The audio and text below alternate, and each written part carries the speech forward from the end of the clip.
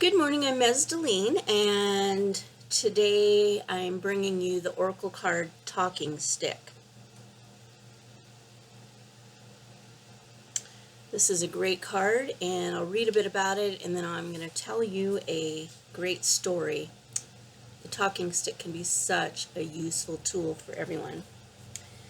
The attributes of this card are opening to new ideas, giving yourself options, expanding your viewpoint, listening to others, being true to your sacred point of view. Challenges are seeing alternatives, avoiding tunnel vision, being interested, not interesting, giving the self opportunities, allowing others an opinion, trusting your truth, and being willing to change if new facts are presented in truth. If you've picked the talking stick card, you're being asked to listen to the thoughts, ideas, and inputs of others before speaking. Notice when others can broaden your viewpoint by sharing their ideas.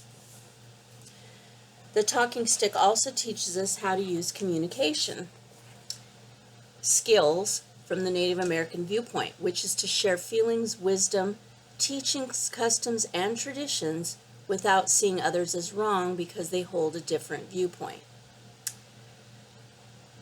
Native American understanding comes with the knowing that others will reveal their true natures and intent if we listen and observe.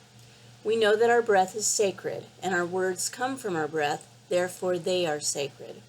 We will be remembered by our words and our actions. If we are not prepared to live the words we speak, we are dishonoring the gifts and talents that make up our power. In pulling this card, we're being asked to review the aspects of our lives that deal with harmony through communication, exchange of ideas, and our personal methods of relating to others. Because we already know what we wish to impart to others, we can often learn more by listening to others than by talking ourselves. In seeing different ideas, we may discover new trails that offer opportunities for further growth. So this is a really powerful card. And I wanted to share, first of all, it says, we know our breath is sacred and our words come from our breath, so they are sacred. And if we are not prepared to live the words we speak, we are dishonoring the gifts and talents that make up our power. So I call this walking your talk. It's one thing to say something lovely, but it's another thing to do that lovely thing, right? It's one thing to say, and it doesn't matter what. One time I had lunch with someone who spent 45 minutes telling me how horrible her marriage was, how horrible her relationship was, how hard it was, how, on and on. And I finally looked at her and I said, is there anything you like about your husband, right? And for weeks, I just heard, the bad things.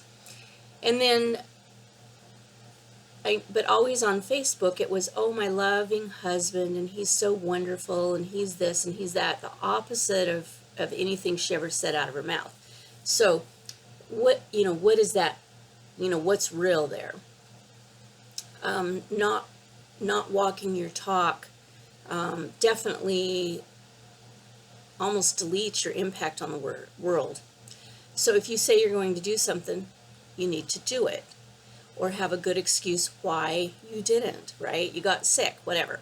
Anyway, the message for me of the talking stick, the thing that I learned about the talking stick is that it is an amazing tool. So 30 years ago or so, maybe a little more or less, I was on my first board of directors. And this board of directors was run by, it was a women's organization, and it was all about women, and it was about empowering women. It was about getting, it was helping women out of domestic violence situations. And I've actually been involved in 2 of these organizations, and both times had an really negative experience. So in this first board I was ever on, the board meetings were once a week, 3 hours a week. We were getting nothing done, and I sat down with a couple of other people, and we talked about that, a couple of other board members that were friends of mine, and I said, you know, what if we did this, this, and this? And they said, oh, you should present that to the board next time. So I did. I presented it. Why don't we do this, this, and this? And this woman yells, that's the way men do it. We're not doing that. And I said, I don't care if that's the way monkeys do it or little green men do it. If it works, why don't we do it? We're not getting anything done. We're not effective here. Oh my gosh, I almost got physically assaulted. I would have if someone hadn't grabbed the person who was trying to attack me. I didn't know a better way at that time. Now I know a better way. It's called the talking stick. So the talking stick, and it can be anything. It could be a stick, it can be a special pen, it could be a little statue, just whatever. The thing isn't the point here. The point is that everyone gets an equal turn to speak. And when the person who is holding the talking stick and presenting their opinion or their truth, or they're talking about the subject matter at hand, no one else can interrupt. That is their time.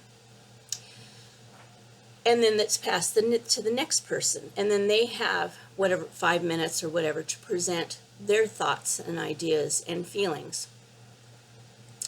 And it works wonderfully. If only I'd known that back then. The end result back then was me and half the other board ended up quitting. And the reason we quit is because these people weren't walking their talk. Okay, they were all about empowering women, helping women away from domestic violence. But then when I suggested something I thought was helpful, I was almost physically assaulted, but I was also screamed at and called a whole bunch of names by a whole bunch of people. And so they weren't walking their talk of empowering women. It was only women who, they only wanted to help women who followed their exact belief system or doctrine or whatever you want to call it. And so it ended up being a really negative thing. I use the talking stick in women's circles, so it's a great icebreaker, like to have an item that we pass around, and it can be something. Sometimes it's the introduction. Introduce yourself. Tell us a little bit about yourself and why you're here, or what you might want to get out of this group or this retreat, whatever it is, and then they pass it to the next person. And even at my belly dance retreat we do this, but we pass a flashlight because it's dark, and so it's just the best thing. And the other thing that it does is you don't have to talk. I always tell you don't have to talk, you can pass. So if you get handed the stick or whatever, you can pass it to the next person if you don't want to talk. I think in all the years I've done this, only 1 or 2 people have chosen not to talk. Because what it does is, if you've noticed in groups, when you have a group of people together, there are a few people that aren't afraid to speak up, like me, right? A few people who always have the ideas and who